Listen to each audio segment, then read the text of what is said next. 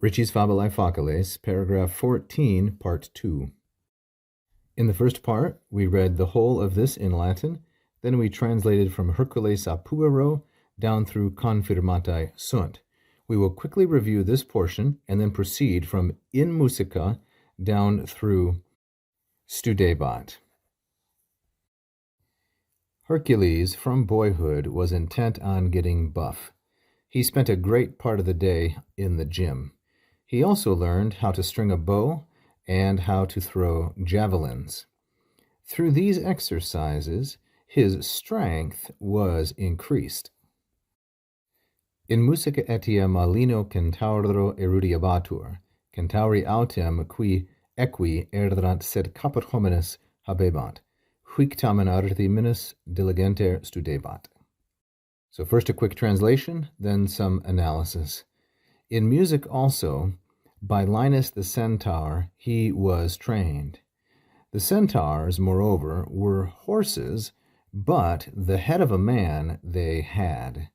Nevertheless, for this art, he demonstrated less eagerness.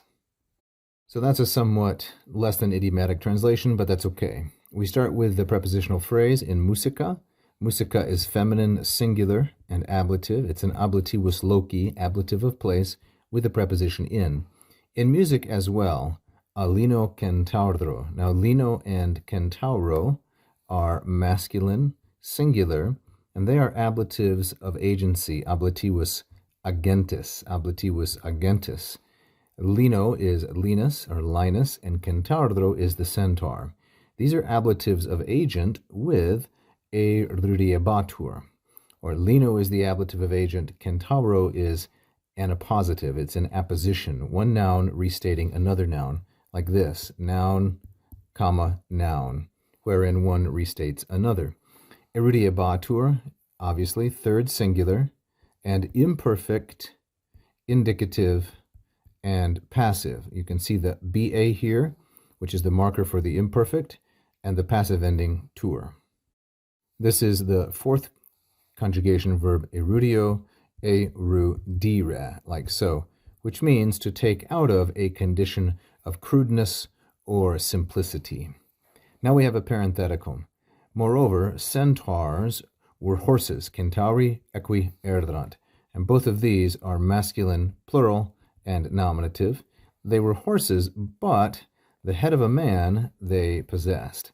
Caput is the object of habebant, and it's neuter singular and accusative.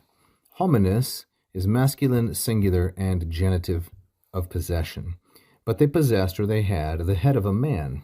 Habebant, third plural, imperfect indicative active, from the second conjugation verb habeo, habere, like so. And finally, this last little phrase, nevertheless, huic arti. Huic arti is feminine, singular, and dative. Arti is from the third declension noun over here, ars artis, which is feminine, and it means some skill. In Greek, it would be he techne, like so, some skill. It's an indirect object with the verb studebat.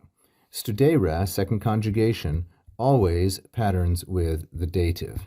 To be eager for something, studere plus the dative. So it can mean study, but you should have in your mind the connotation of having zeal for or devotion to something, because it would be wrong to translate it in each instance as study. Nevertheless, he was less intent on, less diligently devoted to this particular skill, huic arti, that is, the skill of music.